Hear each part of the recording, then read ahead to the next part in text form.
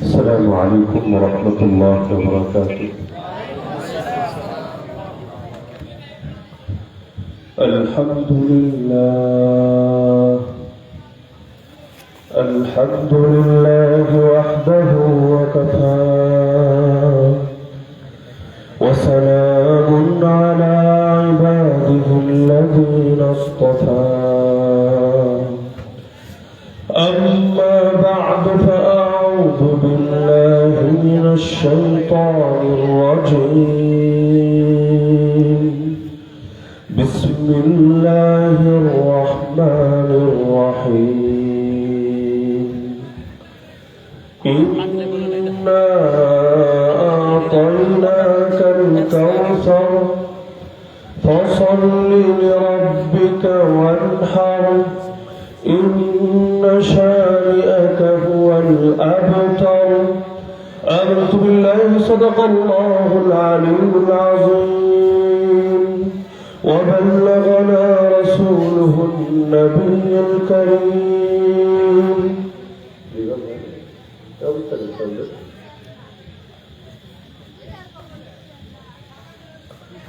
আজকের মাহফিলের সম্মানিত সভাপতি, আয়োজক বৃন্দ, উপস্থিত আমার শ্রোতা জয়জুল ইহতারাম হযরত উলামায়ে কেরাম, এলাকার গণ্যমান্য মুরব্বীগণ, স্থানীয় এবং দূরদূরান্ত থেকে আগত দিনদরদী কোরআন প্রেমী প্রতৌহিদ জনতা এবং পর্দার আড়ালে থাকা ভাই-বোনেরা,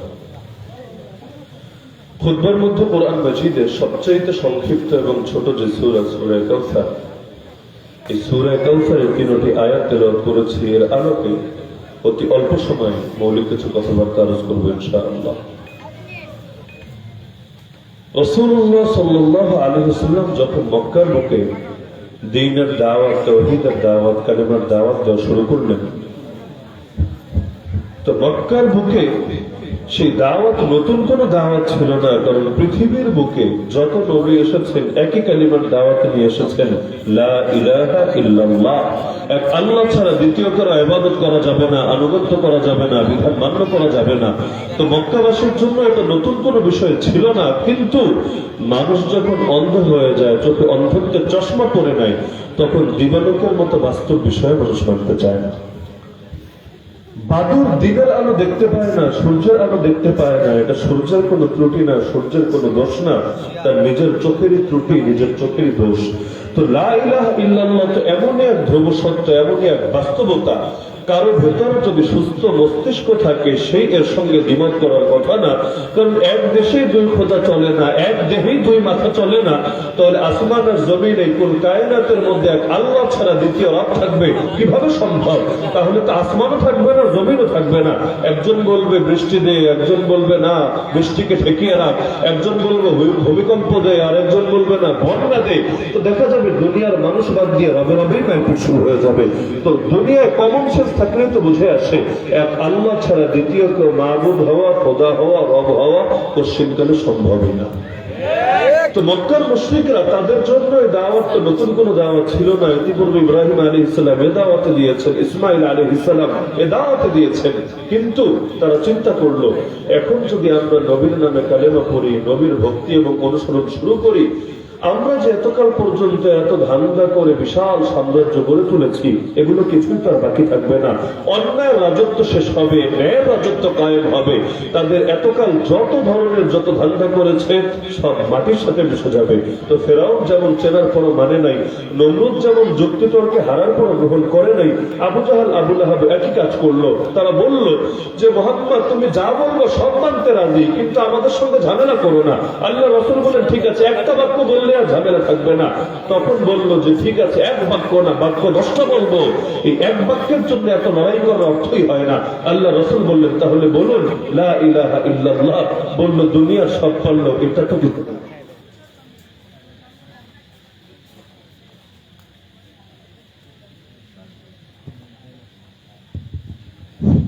তো দুনিয়ার সব পারলেও এটা তো কিছুতেই পারবো না, এটা আমাদের পক্ষে সম্ভব না। তো এখন আল্লাহ রাসূল সাল্লাল্লাহু আলাইহি ওয়াসাল্লাম দাওয়াত শুরু করার পর দলিল দিয়ে তার মোকাবেলা করা কোনোভাবে সম্ভব ছিল না। কারণ আল্লাহ রাসূল যে দলিলগুলো আনছিলেন এতটা স্পষ্ট এবং অকাট্য দলিল, যেটা গ্রামের সাধারণ মানুষরাও বোঝে, মরুভূমিতে যারা উচ্চরায় তারাও বোঝে, শুধু শিক্ষিত না, একেবারে সমাজের প্রতিটা ব্যক্তি যারা অন্তরে মোহর মারা নাই সবাই বোঝে। তো এখন তারা ভালো করে জানতো দলিল দিয়ে, ইলম দিয়ে, জ্ঞান দিয়ে, যুক্তি দিয়ে, তর্ক দিয়ে কিছুতেই আল্লাহ রাসূলের মোকাবেলা করা সম্ভব না।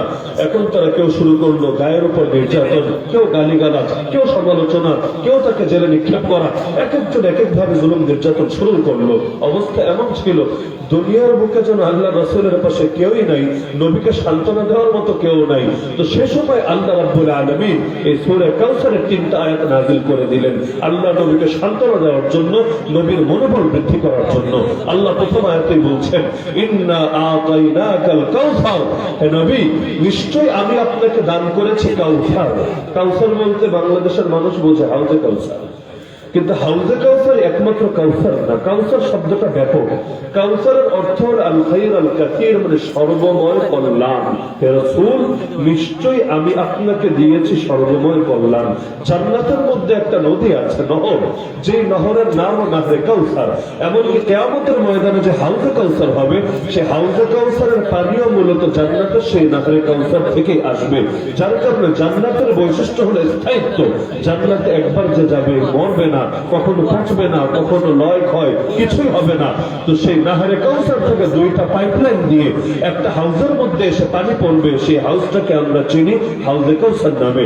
আল কাউসার মানে শুধু নাহরে কাউসারও না, আল কাউসার মানে শুধু হাউজে কাউসারও না, আল কাউসার মানে দুনিয়া এবং আখিরাতের যত কল্যাণ হতে পারে সর্বময় কল্যাণ আমি দিয়েছি আপনাকে। তো দুনিয়ার লোক পক্ষে থাকলে কি না থাকলে কি, যার সাথে আল্লাহ থাকে তার কি আর দুনিয়ার কাউকে লাগে নাকি? আল্লাহ রাসূলের নামে আল্লাহ রেখে দিয়েছেন মুহাম্মদ। মুহাম্মদ শব্দের অর্থই হলো মান ইজতামাআত ফীহিল খিসালুল মাহমুদাতু কুল্লুহা, প্রশংসনীয় সব গুণাবলী যার একার ভেতরে থাকে, আরবিতে তাকে মুহাম্মদ বলে। আমরা নামের আগে মুহাম্মদ লিখি, দেখি না অনেকে নামের আগে মুহাম্মদ, যদিও লিখতে গিয়ে অনেকে একটা বেয়াদবি অবশ্য পড়ে।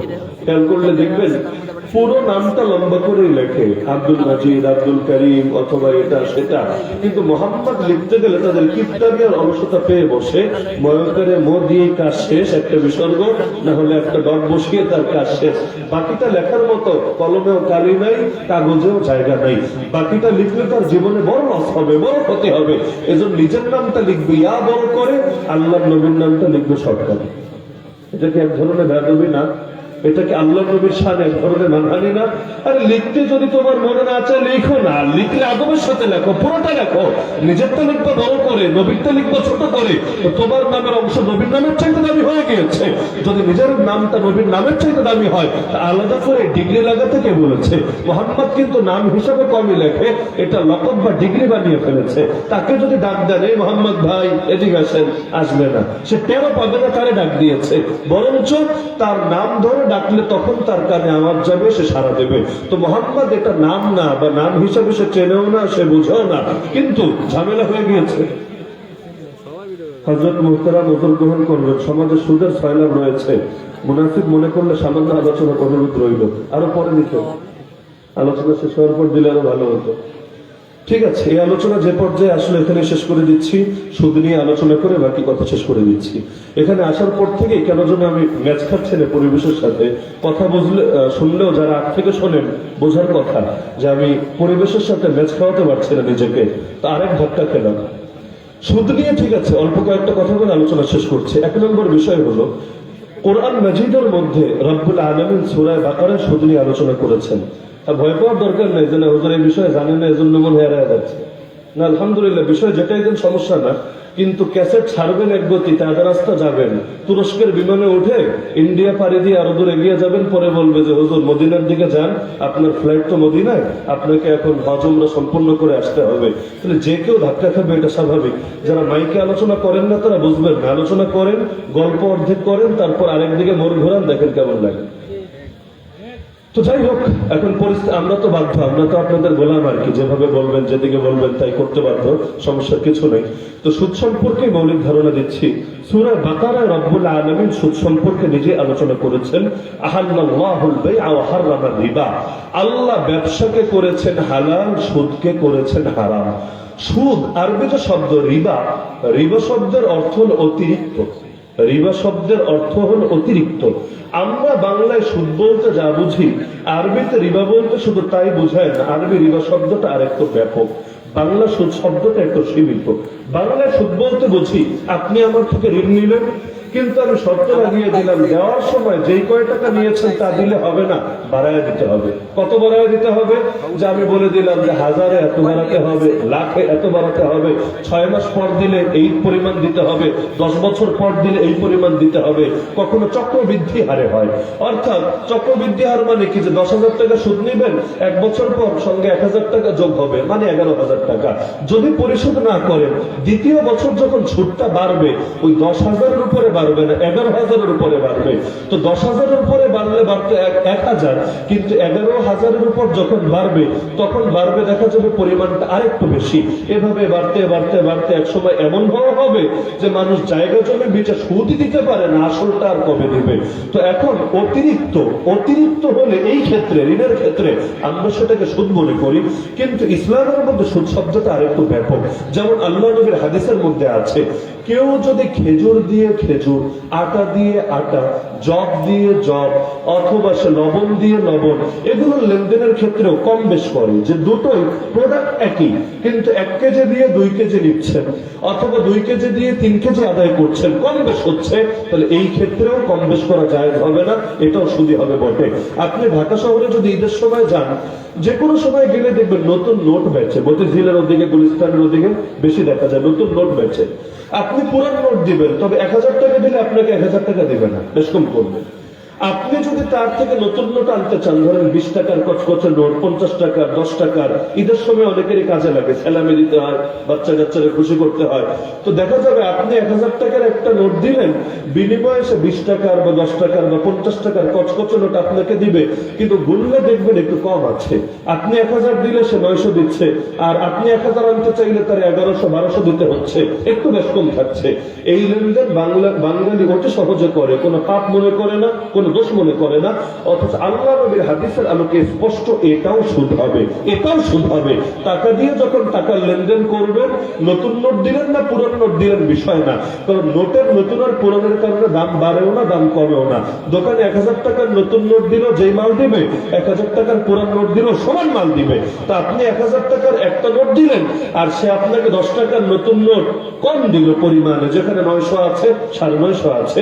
ইসলামের দৃষ্টিতে এটাও সুদ হবে। তাহলে সুদ 2 রকম আছে সমাজে, এক হলো ঋণের উপর সুদ, আর আরেক হলো একই জাতীয় জিনিস লেনদেনের সময় নির্দিষ্ট 2টো শর্ত আছে হাদিসে, যদি এগুলোর মধ্যে বেশ কম থাকে তাহলে সেটাও হয় সুদ। সুদের ব্যাপারে আল্লাহ সূরা বাকারায়, একই সূরায় স্পষ্ট জানিয়েছেন, সুদ মানে হলো আল্লাহর বিরুদ্ধে যুদ্ধের ঘোষণা। আল্লাহ নিজে বলছেন, ফাইল্লাম তাফআলু, বান্দা যদি সুদ ছাড়তে না পারো, শুধু জাহেলিয়াত। আল্লাহ নবী যে জাহেলিয়াতকে হারিয়ে ইসলামকে বিজয় করেছেন, ওই জাহেলিয়াতের মধ্যে খালি মেয়ে হলে জ্যান্ত দাফন করাই ছিল না। ওই জাহেলিয়াতের মধ্যে আরে বাবা মারা গেলে তার স্ত্রী অর্থাৎ সৎ মাকে জোর করে বিয়ে করা, এটাই ছিল না। সেই জাহেলিয়াতের মধ্যে খালি খুনোখুনি, ব্যাপক হত্যাযজ্ঞ, এটাই ছিল না, বরং সেই জাহেলিয়াতের মধ্যে সুদ ছিল। সেই জাহেলি অর্থনীতির ভিত্তিও ছিল। এজন্য বিদায় হজের ভাষণে আল্লাহ নবী বলেন, আলা কুল্লু শাইইন মিন উমুরিল জাহিলিয়া মাওদুআন তাহতা কদামাই, জাহেলিয়াতের প্রতিটা বিষয় আমি নবী আমার পায়ের তলায় পিষে ফেললাম। মানে এখন থেকে জাহেলিয়াতের কোনো বিষয় ইসলামী সমাজে আর চলবে না। এরপর নবী ঘোষণা দিলেন যে জাহেলি যুগে যত সুদি লেনদেন ছিল, যে আমার অনেক আত্মীয় পরিজন যে সুদি লেনদেন গুলো করেছিল, সবগুলোকে আমি পায়ের তলায় পিষে ফেললাম। এগুলো ইসলামের মধ্যে কিছুতে আর প্রযোজ্য হবে না। তো সুদ এমন একটা অভিশাপ অভিশাপের নাম। যেই সমাজে সুদ ঢোকে ওই সমাজের অর্থনীতি বরবাদ হতে বাধ্য থাকে। সুদ মানেই হলো ধনী আরো ধনী হবে, গরিব আরো গরিব হবে, সমাজের মধ্যে সাম্য জীবনে প্রতিষ্ঠা হবে না, বৈষম্য ধীরে ধীরে বাড়তেই থাকবে। ইসলামী অর্থনীতির মূলনীতি হলো সূরা হাশরে আল্লাহ বলেছেন, কাইলা ইয়াকুনা দুলাতাম বাইনাল আগনিয়াই মিনকুম, সম্পদ খালি ধনীদের মধ্যে সীমাবদ্ধ থাকবে না, সম্পদ সকলের মধ্যে ছড়িয়ে যাবে, আর সবাই এক পরিমাণ মালের মালিক হবে না, এটা সম্ভব না। এবং এমন হলে সমাজ চলবেও না। সবাই যদি কোটিপতি হয়, ভাই রিক্সা চালাবে কে, গাড়ি চালাবে কে, খ্যাত খামারি করবে কে, মজদুর পাবেন কোথায়, শ্রমিক পাবেন কোথায়? আপনি কোটি টাকা নিয়ে বসে আছেন, বিল্ডিং বানাবেন, কারে দিয়ে বানাবেন? আর অফিস পরিচালনা করবেন, অফিসের কর্মচারী কই পাবেন? তো সবাই যদি কোটিপতি হয়ে যায়, দেশ আর দেশ থাকবে না, দুনিয়া একদিনের জন্য চলবে না। তো গরিব ধনীর ভেদাভেদ অবশ্যই থাকবে, কিন্তু তার মানে এটা না সমাজের সব সম্পদ অল্প কিছু হাতের লোকে হাতের মধ্যে গিয়ে ঢুকবে আর বাকি সব মানুষ শুধু না খেয়ে মরবে। এই বাংলাদেশে গোটা দেশের যত জনগণ, বাংলাদেশের জনগণ কত? 16 কোটি প্লাস আছে ধরেন। এই 16 কোটির মধ্যে অল্প কয়েক হাজার মানুষ বাদ দিলে, মানে অল্প কয়েক হাজার মানুষের হাতে যে পরিমাণ পয়সা আছে, বাকি 16 কোটির হাতে ওই পরিমাণ পয়সা নেই। মানে গোটা দেশের মানুষের হাতে সব মিলিয়ে মনে করেন 1000 কোটি আছে, উদাহরণ হিসাবে সবার মধ্যে মনে করেন 1000 কোটি আছে, বোঝার জন্য বলছি, আছে আরো অনেক বেশি, কিন্তু ওই কয়েক হাজারের কাছে 1000 কোটির চেয়ে বেশি আছে। এমনকি এই দেশে তেমন ধনীও আছে। বাংলাদেশের এক লোক সিঙ্গাপুরের শ্রেষ্ঠ 40 জন ধনীর মধ্যে একজন, অথচ বাংলাদেশের মানুষ ব্যবসা বাণিজ্য তার আছে বিপুল পরিমাণ বাংলাদেশের মধ্যে। তাহলে সিঙ্গাপুর তো আর বাংলাদেশ টাইপের কোন দেশ না, অর্থনৈতিক ভাবে এর চাইতে অনেক সমৃদ্ধ দেশ। তো বাংলাদেশের কোন পর্যায়ে থাকলে বেচারা সিঙ্গাপুরে 40 জন শ্রেষ্ঠ ধনীর একজন হতে পারে? আর এই দেশ থেকে যেই পরিমাণ অর্থ পাচার হয়েছে, যেই পরিমাণ অর্থ পাচার হয়েছে, তাহলে ওই অর্থগুলো দিয়েই যদি ঋণ পরিশোধ করা হতো, তাহলে বাচ্চা জন্ম নিতে দেরির মাথা পিছু ঋণ 1.5 লাখ হতে এই যে আজিবা তামাশা, এটা জিন্দগিতেও হতো না, বরঞ্চ এই দেশের সব ঋণ ওই টাকা দিয়ে পরিশোধ করা যেত। একজন মানুষ সারা জীবন বসে যা খায় না, যেই পরিমাণ পয়সা চোখে দেখে না, অনেক রাজনীতিবিদ একদম লিলিপুট সাইজের রাজনীতিবিদ, মানে জাতীয় তো নাই, বিভাগীয় না, জেলাও না, একেবারে সাধারণ পর্যায়ে ব্যক্তি এক একজন, কিন্তু দেখা যায় রাজনীতি করে এত টাকা দেশ থেকে পাচার করেছে যে ওই পরিমাণ টাকা আপনি সারা জীবনে চোখেও দেখেন না। ওই পরিমাণ টাকা এটা লিখতে গেলে 0 কয়টা দিতে হয়, 0 কয়টা বসাতে হয়, না আপনার মাথায় ধরে না। এই সুদ জিনিসটা এমন যে সুদের দ্বারা বৈষম্য বাড়বে, এই দুর্নীতির দ্বারা যেমন বৈষম্য বাড়ে, সুদের দ্বারাও বাড়ে। সুদ জিনিসটাই এমন যে আপনার টাকার মান দিনকে দিন কমতে থাকবে, আর ওদের হাতে মোট সম্পদের পরিমাণ খালি বাড়তে বাড়তে বাড়তে থাকবে। এমনকি এই পৃথিবীতে পশ্চিমা বিশ্বে এমন দেশও আছে, দেশের মোট জিডিপির চাইতে খালি ব্যাংকের মালিক যারা আছে, দেশের মোট জিডিপির চাইতে ওই ব্যাংকের মালিক আর শেয়ার হোল্ডারদের পয়সার চাইতে বেশি আছে। তো এই জন্য ইসলাম সুদকে হারাম করেছে, কারণ সুদ যদি সমাজে থাকে, জিন্দগি তো সাম্য প্রতিষ্ঠা করা সম্ভব না, বৈষম্য দূর করা সম্ভব না। সুদ হলো জাতিগত জুলুম, মানে একজনের উপর জুলুম না, 10 জনের উপর জুলুম না। রাস্তায় যদি কাউরে পিটায়, কাউরে গুম করে, কাউরে খুন করে, এগুলোও জুলুম, তবে এগুলো একজনের উপর, 10 জনের উপর, 100 জনের উপর জুলুম। আর সুদ মানে গোটা দেশের উপর, জনতার উপর, সকলের উপর জুলুম। বাংলাদেশের অর্থনীতির ভিত্তি কিন্তু সুদ। ব্যাংকিং সেক্টর চলে সুদের উপর, শেয়ার মার্কেট চলে সুদের উপর, বৈদেশিক ঋণ দেওয়া হয় সুদের উপর। এমনকি এভাবে যদি একটা একটা করে দেখান, দেখবেন এই দেশের অর্থনীতি টিকে আছে সুদের উপর। শুধু এই দেশ না, এই ক্যাপিটালিজম যেখানে যেখানে আছে, পুঁজিবাদ, এই পুঁজিবাদে ধরার অর্থনীতি চলেই সুদের উপর। আমাদের যদিও পুঁজিবাদ পুরানা, মিক্সড ইকোনমি, অর্থাৎ জগাখিচুড়ি অর্থনীতি, কিন্তু আমাদের অর্থনীতিও চলে সুদের উপর। সুদ ছাড়া এই দেশে কল্পনাই করতে পারবেন না। এমনকি ইসলামী দল যদি ক্ষমতায় আসে না, এখন তো অনেকে স্বপ্ন দেখছে যে আগামী নির্বাচন হলে একটা দল ক্ষমতায় চলে আসবে। যদি ক্ষমতায় আসে, এই সুদকে যদি পুরোপুরি দূর করতে চায়, সুদমুক্ত বাংলাদেশ গড়তে চায়, আগামী 20 বছরেও একেবারে সারা দিন রাত কাজ করা সম্ভব হবে কিনা, এটা নিয়ে আমার সন্দেহ কাজ করে। কারণ সুদকে আমরা এত ব্যাপক করে ফেলেছি। এখন মানুষ সুদ বলতে কি বুঝে? আপনারা যারা গ্রামে গঞ্জে থাকেন, সমিতি থেকে টাকা পয়সা নেন এবং বিভিন্ন ভাবে কিস্তি টিস্তিতে ধরায় যান, এটাকেই শুধু সুদ মনে করে। কিন্তু এই সুদের চাইতে হাজার গুণ জঘন্য রাষ্ট্রীয় সুদ, অর্থনৈতিক সুদ। তো এই সুদ যেমন ব্যক্তিকে বরবাদ করে, ওই সুদ গোটা দেশকে বরবাদ করে। বাংলাদেশ অর্থনৈতিক ভাবে এত বেবরকতের শিকার কেন? বরকত কিন্তু পাওয়া যাচ্ছে না। দিনকে দিন দেখেন, যত দিন যাচ্ছে নগদ ক্যাশ বাড়ে, এটা সত্য, আমি অস্বীকার করি না। ক্যাশ মুরব্বীরা বলতে পারবেন, এখন থেকে 20 বছর আগে যে পরিমাণ ক্যাশ ছিল হাতে, মানুষের হাতে ক্যাশ টাকা বেড়েছে, অবশ্যই বেড়েছে।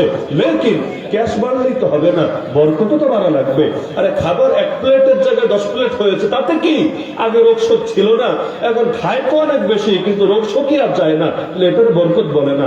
বরকত মানে পরিমাণে বেড়ে যাওয়া না। আমরা যখন খাবার খেতে বসি, আমরা দোয়া পড়ি, বিসমিল্লাহ ওয়া আলা বারাকাতিল্লাহ, আল্লাহর নামে, আল্লাহর দেওয়া বরকতের উপরে। জীবনে দেখেছেন যে এই দোয়া পড়লে 1 প্লেট খাবার অটো 2 প্লেট হয়ে যায়? কি দেখেছেন যে আসমান ফুটো হয়ে অটো 1 প্লেট নেমে আসে, বা মাটি ফাঁক হয়ে অটো আর 1 প্লেট বের হয়ে আসে? দেখেছেন? দেখেন নাই। প্লেট একটাই থাকে, তো বরকত কই? বরকত গেলটা কোথায়? তো বরকত মানে পরিমাণে বেড়ে যাওয়া না, বরকত মানে যা আছে সেটা যথেষ্ট হয়ে যাওয়া। বরকত মানে পরিমাণে বেড়ে যাওয়া না, বরকত মানে আল্লাহ যা দিয়েছেন, যতটুকু দিয়েছেন সেটা যথেষ্ট হওয়া। আল্লাহ যদি বরকত না দেন, মুমিন দুনিয়া, গোটা দুনিয়ার মালিক হয়ে গেলেও আর কোনো প্রয়োজনে পূরণ হবে না, চাহিদা মিলবে না। আল্লাহ নবী বলেন, আদমের বেটার পেট ভরে একমাত্র কবরের মাটি, দ্বিতীয় কোনো কিছু আর পেট ভরতে পারে না। 1 পাহাড় পরিমাণ সম্পদ পেলে আর 1 পাহাড় পরিমাণ সম্পদ চায়, গাড়ি হলে গাড়ি, বাড়ি হলে বাড়ি, যা হবে তা আরো বেশি চায়। এই অভাবটা, এই ভেতরের চাহিদাটা মানুষের পুরো হয় না। এমনকি নবী বলেন, মানুষ বুড়া হয়, বুড়া হলে তার দেহ তো দুর্বল হয়, কিন্তু তার ভেতরে 2টা স্বভাব জোয়ান হয়, জোয়ান। ইয়াশিবু ইবনু আদম ওয়া তাশাব্বু ফীহি খাসলাতান। কোন 2টা? এক হলো আল হিরসু, লোভ, আর 2 নম্বর তুলুল আমাল, দীর্ঘ জীবনের আশা। দেখেন না, বয়স হয়ে যায় 80 বছর, তো ক্ষমতার লোভ ছাড়তে পারে না। বয়স হয়ে যায় 100 বছর, তো দুনিয়ার ধান্দা ছাড়তে পারে না।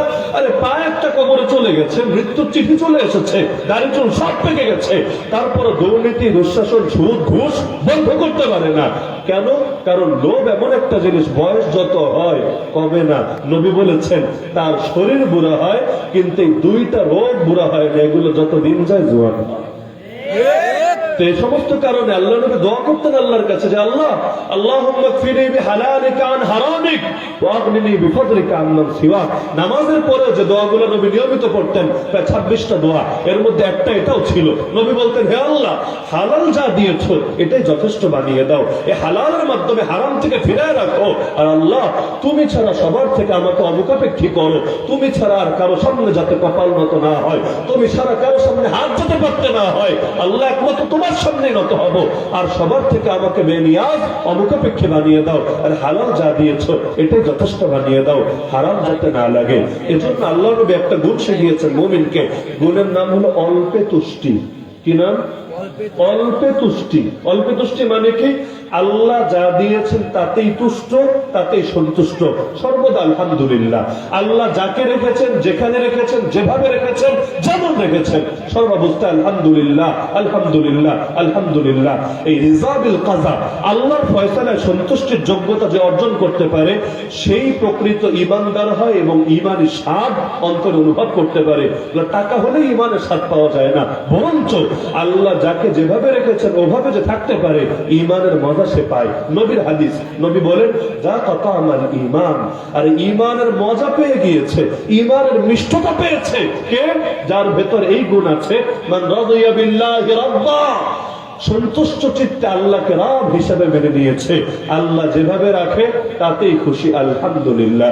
আমরা কারাগারের ভেতরে দেখতাম, ধরেন মুরব্বী আলেম, কারো বয়স 60, কারো 65, কারো 70-এর কাছাকাছি, যেখানে ট্রিটমেন্ট নাই, ওষুধও নাই, খাবার দাবারের কি অবস্থা, এগুলো তো বলার অপেক্ষায় রাখে না।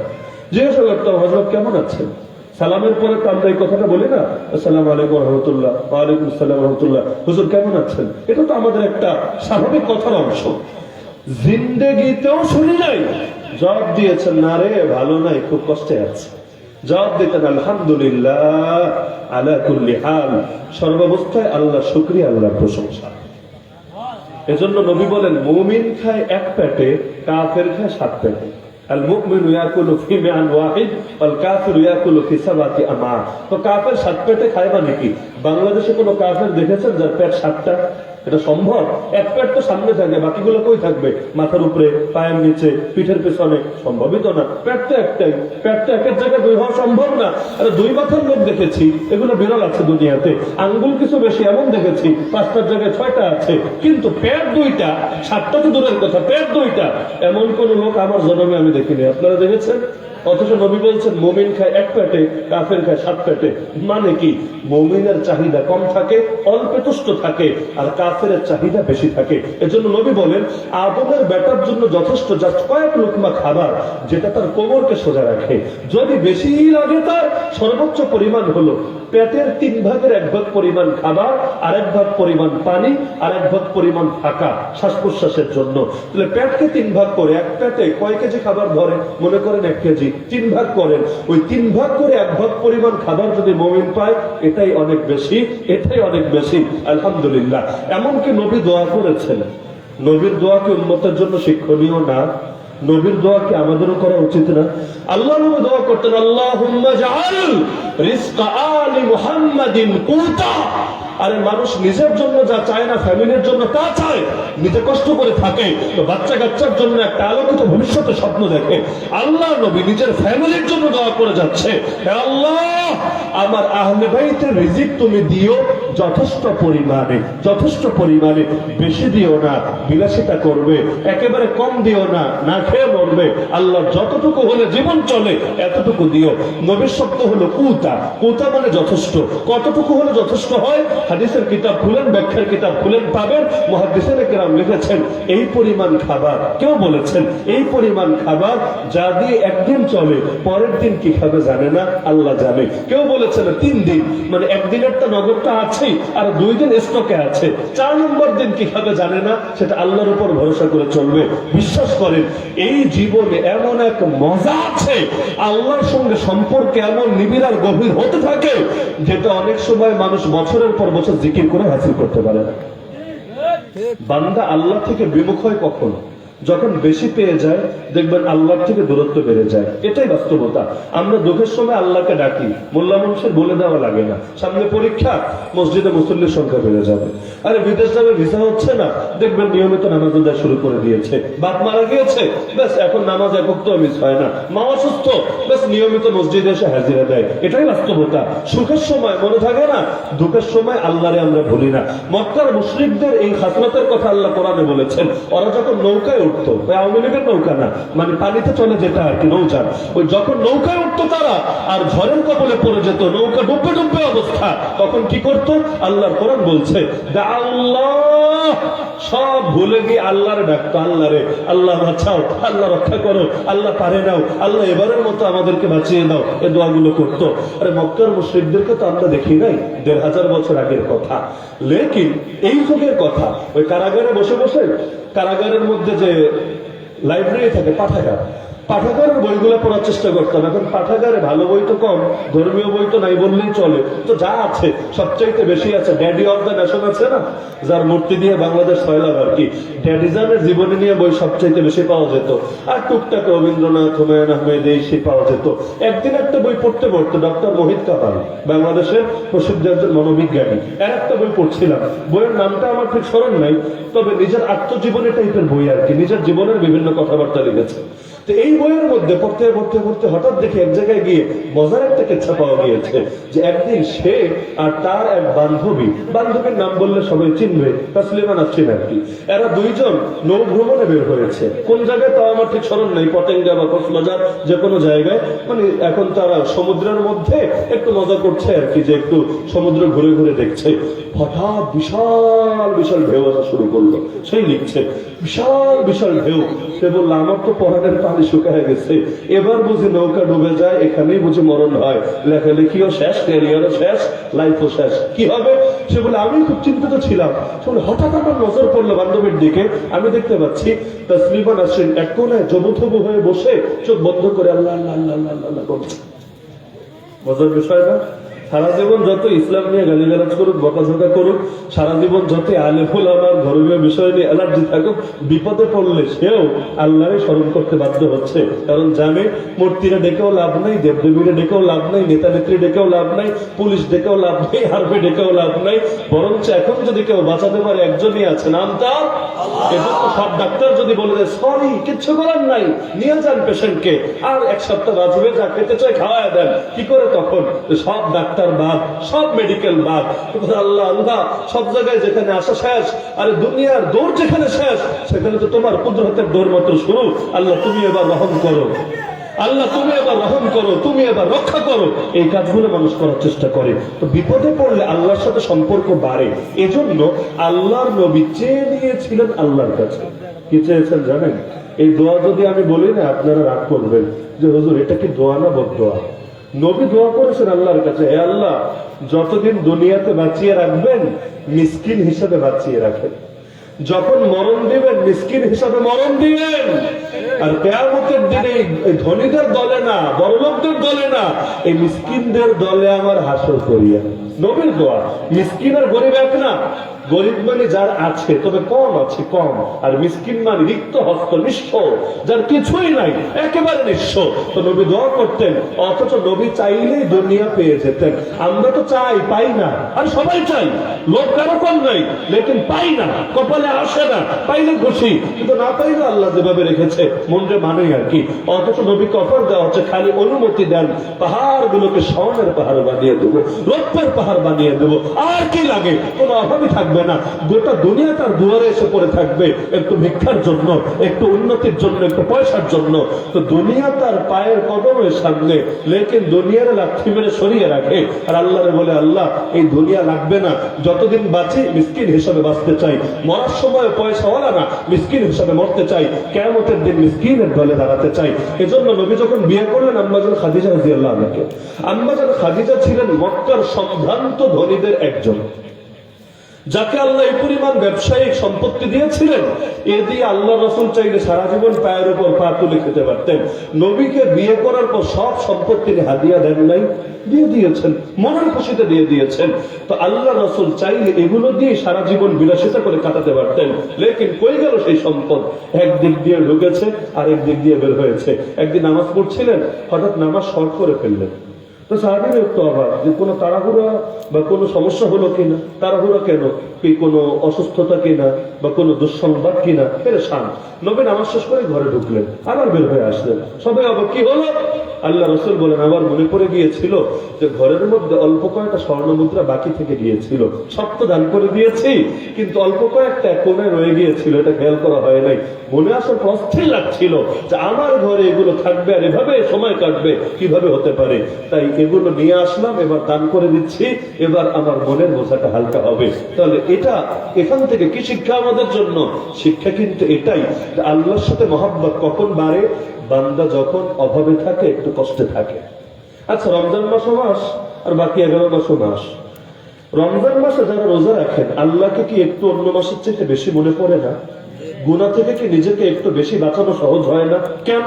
পেটে যখন খাবার বেশি পড়ে আল্লাহরে মনে কম পড়ে, আর পেট যখন একটু হালকা হালকা থাকে দেখবেন আল্লাহকে মনে বেশি পড়ে। যারা বেশি ঘুমায়, 8 ঘন্টা 10 ঘন্টা 12 ঘন্টা ঘুমাচ্ছে, ওদের জীবনী। আর যারা দেখবেন একটু কম ঘুমিয়ে শেষ রাতে ইবাদত বন্দেগী করছে এবং অন্যান্য টাইমগুলো আল্লাহর জিকিরে, আল্লাহর ইবাদতে কাটাচ্ছে, দুজনের এক পাবেন না। আমি গ্যারান্টি দিয়ে বলবো, যারা ফজর পড়ে আর যারা ফজর পড়ে না, তাদের আচরণ কখনো এক হবে না। যারা ফজর পড়ে তাদের মধ্যে যে ফ্রেশনেস, যে উদ্যম, যে কর্মচাঞ্চল্য দেখতে পাবেন। যারা ফজর ঘুমিয়ে কাটায়, 8টা 10টায় উঠে ব্রেকফাস্ট করে কাজে বসে, এদের মধ্যে জিন্দেগিতেও এটা খুঁজে পাবেন না। তো যে কোনো ক্ষেত্রে বান্দা যখন মুসিবতে থাকে, আল্লাহর সাথে সম্পর্ক কম থাকে না বেশি থাকে? অবশ্যই বেশি থাকে। তো বলছিলাম যে বৈষম্য এটা সমাজের জন্য অভিশাপ, কিন্তু এর মানে এটা না যে ইসলাম প্রতিষ্ঠিত হলে কোনো গরিবই গরিব থাকবে না, সব কোটিপতি হবে, এটা সম্ভব না। বরং গরিব আর ধনী উভয়টা যখন থাকবে, সমাজ চলবে, সমাজ চলবে, সমাজে ভারসাম্য থাকবে। তবে ইসলাম চায় গরিব ধনীর ব্যবধানটা কমে আসুক, কমে আসুক। এমন যাতে না হয় সব পৃথিবীর সম্পত্তি অল্প কয়েকজনের ইমামের হাতে আর বাকি সবাই আর নুন আনতে গেলে পান্তা ফুরাচ্ছে, এরকম যাতে না হয়। তো সুদ যতদিন দূর না হবে ততদিন পর্যন্ত এটা থাকবেই থাকবে।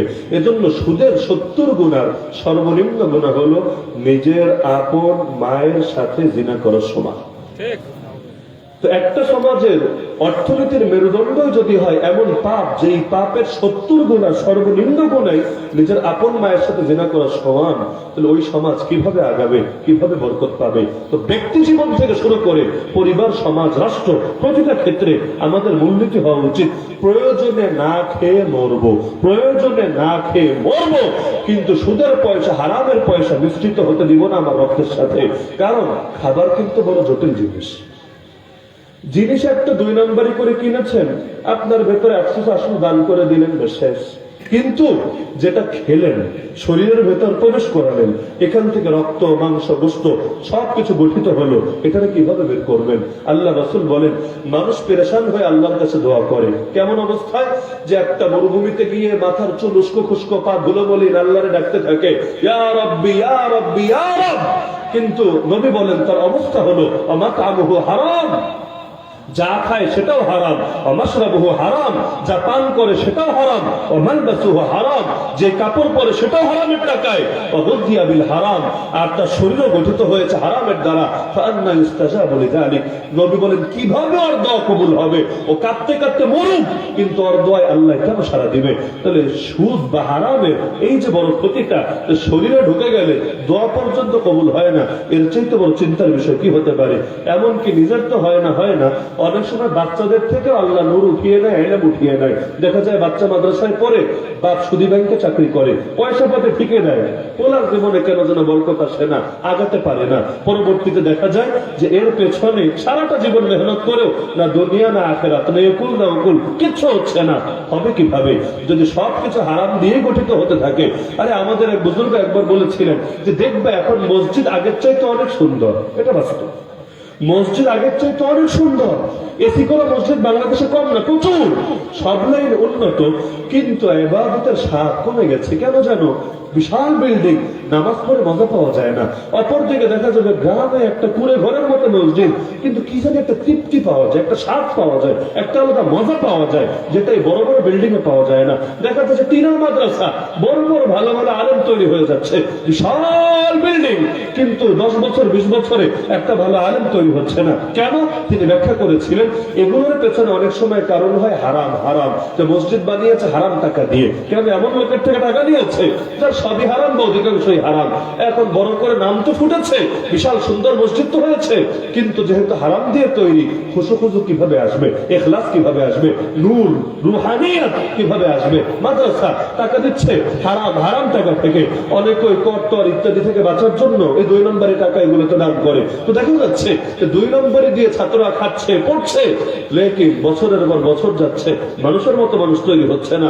আর কষ্ট করে ভাঙা টিনের ঘরে পড়ছে, হয়তো দুনিয়াতে অনেক কষ্ট করেছে, কিন্তু আল্লাহ এমন বড় বানিয়ে দেয় সারা দুনিয়া গর্ব করে তাকে নিয়ে। এজন্য নোয়াখালীতে এক বুজুর্গ ছিলেন, আমি নিজে দেখার তৌফিক হয়েছে আলহামদুলিল্লাহ শেষ জীবনে। একবার তার মাহফিলও গিয়েছিলাম। মাদ্রাসা হয়েছে বিশাল বড়, কিন্তু উনি মসজিদের সামনে টিনের একটা ছোট্ট ঘর, যেখানে উনি বহুকাল ধরে, কয়েক যুগ ধরে থাকেন, ওনার রুম ওইটাই রয়েছে। ইনি এটাকে পাকাও করতে দেয় না, বিল্ডিং এ গিয়ে ওঠে না। যে হযরত, আমরা অবাক যে এরকম এই প্রচন্ড গরম, দুপুর বেলা প্রচন্ড গরম, চারদিকে টিন, উপরে তো টিন, পাশেও টিন, এখানে মানুষ থাকতে পারে? আবার টিনও মাথার একদম কাছে, আপনি এখানে আছেন, ওই একটা খাট বিছিয়েছে, রুমে আর তেমন জায়গায় দেখা যায় না, মাঝে একটা খাট, ব্যাস রুমের জায়গা শেষ হয়েছে। এই রুমের মধ্যে কি এমন মজা পেলেন?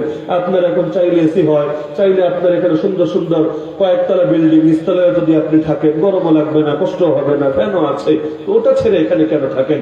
জবাব দিলেন, বিল্ডিং তো ঠিক আছে, কিন্তু আমার কেন জানি এখানে এমন একটা রুহানি স্বাদ পাই ইবাদতের মধ্যে, যেটা আমি ওখানে গেলে পাই না, এজন্য আমি এখানেই থাকি, ওখানে যাই না। তো এখন রুহানি জিনিসটা তো গুরুত্বপূর্ণ। আল্লাহ নবী এমন রোজা রাখতেন, যেই রোজায় সাহারিও নেই, ইফতারও নেই, লাগাতার রোজা, যেটা উম্মতের জন্য হারাম। সাহাবীরা রাখতে চেয়েছিলেন, নবী অনুমতি দেন নাই। লাগাতার রোজা, লাগাতার লাগাতার। সাহাবীরা বললেন আমরাও রাখবো, নবী বলেন খবরদার, আইয়ুকুম মিসলি, আরে তোমাদের কে আছে আমার মতো? আমি তো ইনদা রাব্বি ইউতাইমুনি ওয়া ইয়াসকিনি, আমি তো রবের সঙ্গে রাত কাটিয়ে দেই, রবি আমারে খাওয়ায়, রবি আমারে পান করায়। সুতরাং আমাদের জিন্দগির মূল মাকসাদই হওয়া দরকার দুনিয়ার উন্নতি না আখিরাতের উন্নতি। আখিরাতের উন্নতি ঠিক রেখে যদি দুনিয়ার উন্নতি করা যায় আলহামদুলিল্লাহ, আলহামদুলিল্লাহ। কিন্তু আখিরাত ছেড়ে, আখিরাত বাদ দিয়ে যদি দুনিয়ার উন্নতি করা লাগে, নাউযুবিল্লাহ, নাউযুবিল্লাহ, লাইয়াযুবিল্লাহ, আল্লাহ এমন দুনিয়াদারি থেকে আমাদেরকে হেফাজত করুন। দুনিয়া মানে খারাপ না। ওসমান গনি, গনি মানে হলো ধনী। গনি ওনার নাম না, অনেকে ভাবে ওনার নামই গনি। গনি নাম না, গনি অর্থ ধনী। তাহলে নামের অংশই হয়ে গেছে ধনী। কত কোটি টাকা থাকলে নামের অংশ হয় ধনী? উনি এক তাবুকের যুদ্ধে দান করেছেন কত? একটাবার আমি হিসাব বের করার চেষ্টা করেছি যে এক যুদ্ধে দানের পরিমাণ বর্তমান টাকা হিসাবে দেখলে কত হয়। আমার হিসাবে মনে হয়েছে বর্তমান বাজার দর হিসাবে প্রায় 100 কোটি টাকার কাছাকাছি। এক যুদ্ধে, সারা জীবনে একবার এক যুদ্ধে যা দান করেছেন তার পরিমাণে যদি হয় 100 কোটি টাকার কাছাকাছি, তাহলে মোট সম্পদ ছিল কত? জুবাইর ইবনে আওয়াম রাদিয়াল্লাহু জীবনে পড়েন, উনি মৃত্যুর সময় যে সম্পদ মিরাস রেখে গিয়েছিলেন, আর ওই মিরাসের পরিমাণ বাংলাদেশের বাজেটের সমান বা এর চেয়ে বেশি হয়ে যাবে। তাহলে দুনিয়া মানেই খারাপ না। সুলাইমান আলাইহিস সালামকে আল্লাহ দুনিয়া দেন নাই, সারা দুনিয়ার বাদশাহী। তো দুনিয়া মানে খারাপ না, তবে দুনিয়া হতে হবে আখিরাত ঠিক রেখে। আখিরাত নষ্ট করে যেই দুনিয়া, সেই দুনিয়া অবশ্যই খারাপ। তাহলে সুদ যেহেতু সমাজের জন্য অভিশাপ, সুদ যেহেতু জুলুম, সুদ যেহেতু বৈষম্য, আর সুদ মানুষ জড়িত হয় কেন? একমাত্র দুনিয়ার জন্য। আখিরাতের কোনো নিয়ত নেই। আখিরাতের জন্য আবার সুদ খায় কেমনে, সুদ দেয় কেমনে? সুদ পুরোটাই দুনিয়াদারি, সুদ পুরোটাই দুনিয়ার ধান্দাবাজি। তাহলে কোন সমাজ থেকে সুদ যদি দূর করতে চান, একটা কাজ করতে হবে। কয়টা? আরে কয়টা? যেমন পুলিশ দিয়ে কখনো দেশ ঠিক করা যায় না। যত পুলিশ বাড়ান, যত বাড়ান, দিল যদি ঠিক করতে না পারেন, পুলিশ যদি প্রতিটা অলিতে গলিতে একটা করে দাঁড় করান, তাও দেশ ঠিক হবে। কেন? কারণ কতক্ষণ ক্যামেরা নিয়ে বসে থাকবে, কতক্ষণ নজরদারি করবে। আর ওরা চলবে ডালে ডালে, জনগণ চলবে পাতায় পাতায়। বাস্তবতা এরকম। জেলের মধ্যে 2 নম্বরই চলে না, যে বাইরে মাদকের সাথে জড়িত ছিল, মদ খেত অথবা নেশা করতো, জেলে নিয়ে ঢুকিয়েছে। আমরা তো দেখে এসেছি চোখের সামনে। বাইরে ছিল তাই ভালো ছিল, লুকায় টুকায় খেত, কম কম খেত। জেল তো মহা স্বর্গরাজ্য। অনেকে আছে নিজের বাচ্চারে ধরায় দেয় নিজে, যে বাইরে এটা মর্তব খায় ভালো হবে না, জেলে গেলে মনে হয় ভালো হবে। আরে পুরা নষ্ট। বাইরে খেলে তো অনেক ঝামেলা হতো, কে জানবে, কে দেখবে, পুলিশ কখন ধরবে না ধরবে। জেলে তো আর এই ভয় নেই পুলিশ ধরবে, ও তো জেলের মধ্যেই আছে, ওরে আবার কে ধরবে। তো দেখা যায় এমন আরামে, এমন শান্তিতে এক একটা সুটটান দেয়, মনে হয় যে ও দুনিয়ার জান্নাতে যেন চলে এসেছে। জেলের মধ্যে কি চলে না? মোবাইল চলে না। মোবাইল না চললেই তো মাঝে মধ্যে কল রেকর্ড ভাইরাল হয়, জেল থেকে বাইরে ডিরেকশন দিচ্ছে। কিভাবে সম্ভব? এমনকি দেখা যায় পত্র পত্রিকায় আসে নারী নিয়েও ধরা খেয়েছে। জেলারের রুমে, সুপারের রুমে, সেখানে গিয়ে দুজন মজা করছিল, পরবর্তীতে কে যেন সিসি ফুটেজ ভাইরাল করে দিচ্ছে। এমনকি আমরা কেরানীগঞ্জে গেলাম, এখন থেকে ফেরিওয়ালাও আছে, ফেরিওয়ালা এসে বিক্রি করে, কি লাগবে কি লাগবে, এটা আছে ওইটা আছে। জিজ্ঞাসা করলাম, আচ্ছা ফেরিওয়ালা ভাই কি কি আছে আপনার কাছে? বললো, হুজুর নারী ছাড়া সবই অ্যাভেলেবল জেলের ভেতরে, কি লাগবে কি লাগবে এমন কোন জিনিস নেই যেটা এখানে পাওয়া যাবে না। এমনকি আইফোন চান, সেটাও মজুদ আছে। টেলিভিশন চান, তাও মজুদ আছে। পয়সা থাকলেই চলবে, পয়সা না থাকলে আপনার জন্য অবশ্য সুখ না। পয়সা থাকলে দুনিয়া সব পাওয়া যাবে। তাহলে মানুষ বানাবেন কিভাবে? জেলে লেখা থাকে, রাখিব নিরাপদ, দেখাবো শান্তির পথ। নিরাপদও রাখে না, আর শান্তির পথ কি দেখায় না দেখায়, এটা তো আপনাদের চাইতে ভালো কেউ জানার কথা না। তাহলে দেখা যাচ্ছে ডায়লগ মারতে তো কম মারে না। পুলিশ বাড়লেই সমাজ ঠিক হয় এমন না। সমাজ ঠিক হবে তখন মানুষের দিল তৈরি হবে যখন। এমন পরীক্ষার হলো আছে, একজন যদি পাহারাদারি না করে তাও কেউ নকল করে না। আর এমন পরীক্ষার হল আছে, অল টাইম 4জন 5জন মিলে গার্ড দিচ্ছে। কোন ফাঁকে যে 2 নম্বরে চালাচ্ছে তেরও পাচ্ছে না। তো সুতরাং কিয়ামতের একটা আলামত পুলিশ বেড়ে যাওয়া, হাদিসে আছে। কিয়ামতের একটা আলামত কি বাড়া? পুলিশ বাড়া। বাংলাদেশের পুলিশ কমছে না বাড়ছে? বাড়ছে। একাত্তর সরতা কিয়ামতের আলামত। কারণ পুলিশ বাড়ে, অপরাধ বাড়লে, আর অপরাধ বাড়ে আল্লাহর ভয় অন্তরে কমলে। তো সুদমুক্ত সমাজ যদি গড়তে চান না, একটা কাজই করতে হবে, একটা কাজ, সেটা হলো আল্লাহর ভয় মানুষের দিলে ঢুকাতে হবে। পারবেন না ইনশাআল্লাহ? পারবেন না ইনশাআল্লাহ? আল্লাহর ভয় ঢুকানোর জন্য একটা সহায়ক আছে, এটা বলে আলোচনার ইতি টানছি, যে সেটা হলো ব্যক্তিগতভাবে দাওয়াত দিয়ে দিয়ে আল্লাহর ভয় ঢুকানোর চেষ্টা করবেন। কিন্তু এক সমাজে সবাই মিষ্টি মিষ্টি কথায় প্রভাবিত হবে না। সমাজের মধ্যে বা খাবারের মধ্যেও যেমন সবই লাগে। খাবারে মরিচ দিয়েছেন ভালোই, লবণ দেন নাই, স্বাদ আসবে? লবণ দিয়েছেন অনেক, কিন্তু আপনি মরিচ মোটেও দেন না, স্বাদ আসবে না? সবই দেওয়া লাগে পরিমাণ অনুসারে। তো একটা সমাজ এখানে মিষ্টি মিষ্টি মিষ্টি কথা দিলেই সমাজ পরিবর্তন হয় না, মিষ্টিও লাগে ঝালও লাগে। এজন্য ইসলামের শাসন ব্যবস্থার বিকল্প নাই। কেন ইসলামের শাসন ব্যবস্থা কিসের জন্য? যে বলবো নামাজ পড়ো, সবাই নামাজি হবে, বলবো রোজা রাখো, সবাই রোজাদার হবে। না রে ভাই, সবাই মিষ্টি মিষ্টি কথায় প্রভাবিত হবে না। কিছু ঘাউরার ঘাড়তেরা সব সমাজে থাকবে, এগুলোকে চাপ প্রয়োগ করেই করায় নিতে হবে। এর জন্য নবী বলেন, আমার দিলে চাই, আমার দিলে চাই, আমি মসজিদে বলবো বেটা একামত দিন, মসজিদ একামত দিবে। এরপর আমি বের হয়ে মদিনার প্রতিটা ঘরে ঘরে চেক দেব, যেই যেই ঘরে একটা মানুষও পাবো যারা জামাতে আসে নাই, মসজিদে আসে নাই, ওদের ঘর আমি আগুন দিয়ে পুড়িয়ে দেবো। এটা আমার দিলে চাই। তো ঘরে যেহেতু নারী আর শিশু আছে, এই কারণে আমি পোড়ালাম না। আমার মন চাই যে মসজিদে একামত হবে, এরপর গিয়ে গিয়ে সবগুলো ঘর যেখানে একটা করে বেনামাজি বা বেজামাতের লোক পাবো আগুন ধরে পুড়িয়ে দিব। তাহলে সবসময় মিষ্টি মিষ্টি কথায় হবে না, বরং কিছু শক্ত পদক্ষেপ নেওয়া লাগবে। এই কাজটা করতে পারবেন আপনারা যাদেরকে আল্লাহ সামাজিক পাওয়ার দিয়েছেন, সামাজিক নেতৃত্বই হোক, সামাজিক মুরব্বী হোক, যাদের কথা সবাই মান্য করে। দেখবেন রাষ্ট্র তো আর আপনার হাতে না, চাইলে রাষ্ট্রকে একদিনে ঠিক করতে পারবেন না, আর চেষ্টা মেহনত চালাতে থাকেন, কিন্তু সমাজ তো অন্তত আপনার নিয়ন্ত্রণে কিছুটা হলেও, পরিবার তো আপনার নিয়ন্ত্রণে। এটা দিয়ে শুরু করেন না, আগে ব্যক্তি, তারপর পরিবার, তারপর সমাজ, তারপর রাষ্ট্র, এক পর্যায়ে সারা দুনিয়া। ইনশাআল্লাহ চেষ্টা করেন সমাজের মানুষ যাতে কিস্তি নামক এই সুদে না জড়ায়, সমাজের মানুষ যাতে ওই সমিতি কমিটির নামে সুদে না জড়ায়, সমাজের মানুষ যাতে সুদের ব্যাপারে ঘৃণা লালন করতে শেখে। কারণ সুদ মানে আল্লাহর বিরুদ্ধে যুদ্ধ, আল্লাহর বিরুদ্ধে যুদ্ধে নেমে কে জয়ী হতে পারবে এমন শক্তি কার আছে? তাহলে এই সামাজিক সচেতনতা সৃষ্টির কোনো বিকল্প নাই। এই যে সরকার সামাজিক সচেতনতা সৃষ্টি করতে চায় জঙ্গিবাদের ব্যাপারে, ধর্ষণের ব্যাপারে, মাদকের ব্যাপারে, ইত্যাদি ইত্যাদি বহুত ব্যাপারে, বলে না হুজুরদেরকে চিঠি দেয়, হুজুর জুম্মার নামাজে বয়ান দেন, চেয়ারম্যানরা বলে, মেম্বাররা বলে, আপনার এলাকার মানুষদেরকে এ ব্যাপারে উপদেশ দেন, পুলিশরা পর্যন্ত মাঝে মধ্যে পাঠায় মাহফিলে অথবা মসজিদে মাইক নিয়ে, তারা বলে যে এগুলো থেকে আপনারা বিরত থাকবেন, কাউরে করতে দেখলে 999 অথবা আমাদের হেল্পলাইন নাম্বার এটাতে কল দেবেন। এভাবে সামাজিক সচেতনতা সৃষ্টি করে নাকি করে না? করে। তাহলে মাদকের বিরুদ্ধে যেমন করে, জঙ্গিবাদের বিরুদ্ধে যেমন করে, ধর্ষণের বিরুদ্ধে যেমন করে, আরো বহুত ব্যাপারে যেমন করে, সুদের ব্যাপারে এর চাইতে বেশি সামাজিক সচেতনতা সৃষ্টি করতে হবে। তবে দুঃখজনক একটা ব্যাপার আছে, নোয়াখালীতে গত কয়েক মাস আগের কথা, সম্ভবত আমরা পত্রিকায় এবং সংবাদে দেখলাম যে এক মসজিদের ইমাম সাহেব সুদ নিয়ে বয়ান করেছে, ইমাম সাহেবের চাকরি নট হয়ে গিয়েছে। কেন? কমিটির লোক সুদ করে। এখন তারা ভেবেছে যে ইমাম উস্কানি দিচ্ছে তাদের বিরুদ্ধে। এখন চুরি নিয়ে কথা বললে চোরের গায়ে তো লাগবেই, দুর্নীতি নিয়ে কথা বললে দুর্নীতিবাজ তো থাকবেই। ইমাম বলেছে সুদ নিয়ে, সভাপতি সেক্রেটারি ভেবেছে মানে আমাকেই মেন করেছে, আর কারে মেন করবে, এই আকামটা আমি করি সবার আগে, ব্যাস ইমামের চাকরি নট করে দিয়েছে। এরকম যদি হয় সচেতনতা আসবে। একটা জিনিস মাথায় রাখবেন, কোন বাপ যদি বিড়িখোর হয়, সিগারেট খোর হয়, নিজে কিন্তু খায়, কিন্তু পোলা খাবে এটা কিন্তু চায় না। এমনকি পোলা সামনে খেলে মায়ের দিতে অনেক সময় কম দেয় না, বেয়াদবের বেয়াদব, এখনো নাক টিপলে দুধ বের হবে, আবার সিগারেট খায়। এই তো সিগারেট খাওয়ার বয়স হয়েছে, করে নাকি করে না? কেন? সে বোঝে ক্ষতি, জিনিসটা ক্ষতি, কিন্তু নেশা হয়ে গিয়েছে, ছাড়তে পারে না। এখন নিজের জন্য ক্ষতি মেনে নিয়েছে, কিন্তু বাচ্চার জন্য তো মানতে পারে না। তা আপনি যদি সুদ খানো, পয়েন্ট বুঝছেন, আপনি যদি সুদ খানো যে জড়িয়েছিলেন, বের হওয়ার নিয়ত আছে, তবে কয়টা দিন সময় লাগবে, তারপরও নিজেকে বের করার চেষ্টা তো চালাতে থাকেন। কিন্তু এর পাশাপাশি আপনিও সুদের বিরুদ্ধে গর্জে ওঠেন।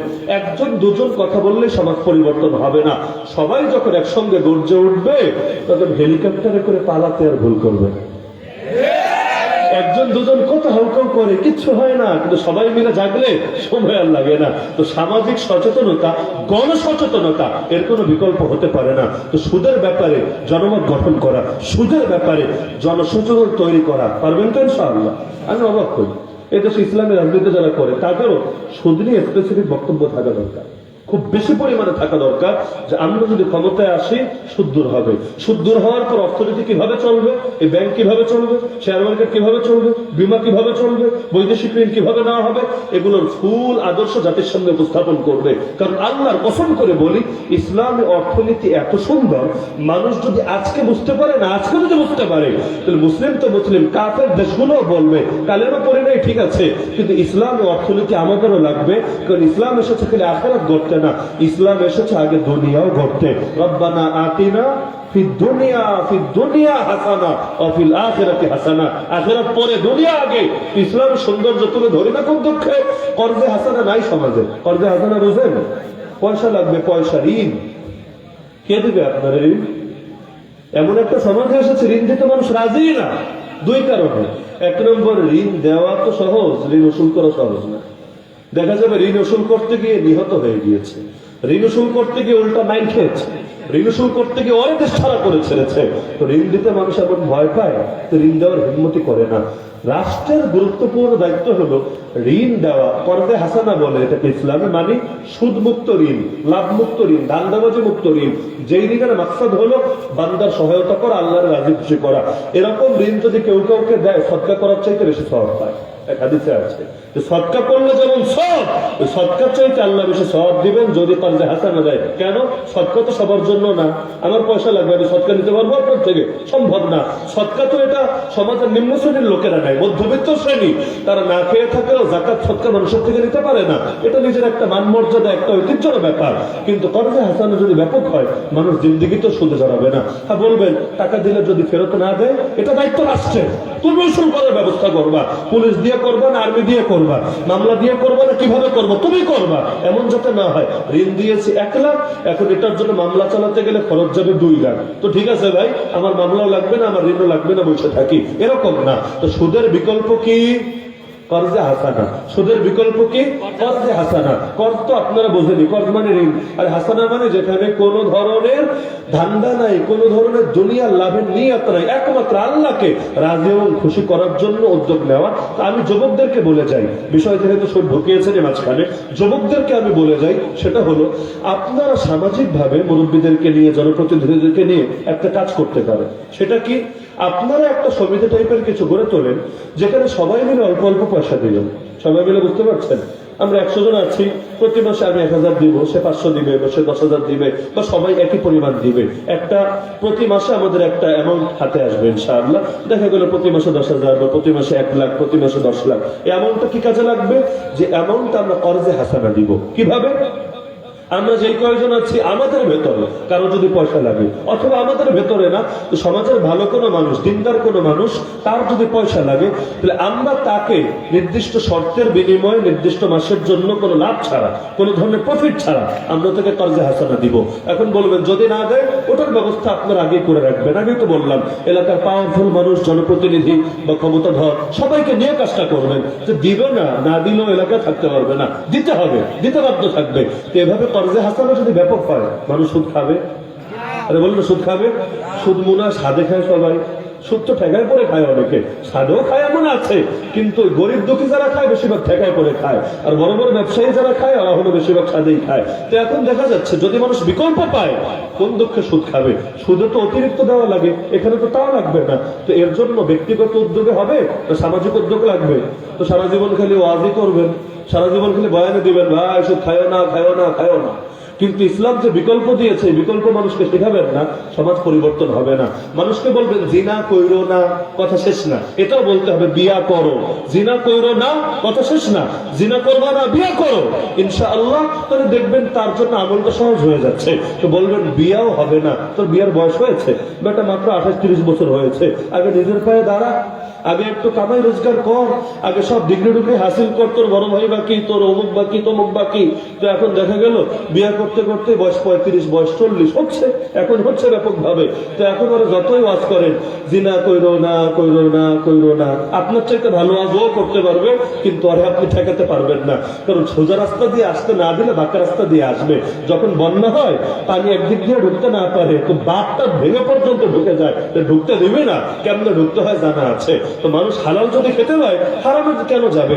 আরে খাবার নাই যখন দেশে দেখবেন চুরি বেড়ে গেছে, ডাকাতি বেড়ে গেছে, দুর্ভিক্ষ হলে দেশে চুরি ডাকাতি কমে না বাড়ে? আর কমে না বাড়ে কেন? বাংলায় বলে অভাবে স্বভাব নষ্ট হয়। পেটে খাবার নাই, কি করবে?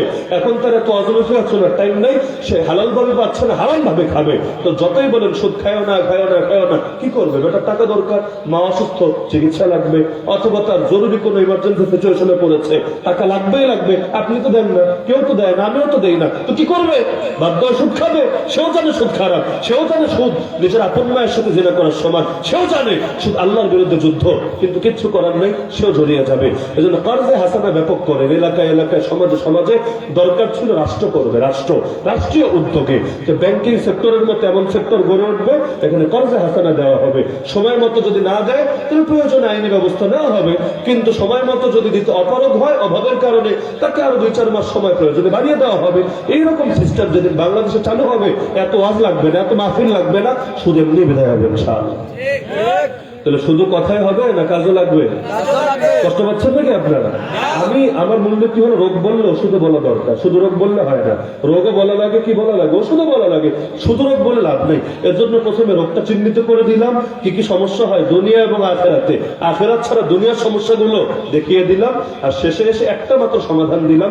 খুব লম্বা চওড়া কোনো সমাধান না। আমি আশা রাখি এলাকার যুবকরা, যেহেতু এলাকার সমস্যা আছে এটা, তাহলে আপনারা সবাই মিলে উদ্যোগ নিয়ে মুরব্বীদের সাথে, জনপ্রতিনিধিদের সাথে বা এলাকার মান্যগণ্য পাওয়ারফুল যারা আছেন সকলের সাথে পরামর্শ করে দেখেন এই টাইপের কিছু একটা করা যায় কিনা। আল্লাহ তৌফিক দান করুন, আমাদেরকে সুদ মুক্ত একটা পবিত্র সমাজ পাওয়ার তৌফিক দান করুন। আমিন। ওয়া আখিরু দাওয়ানা আলহামদুলিল্লাহি রাব্বিল আলামিন।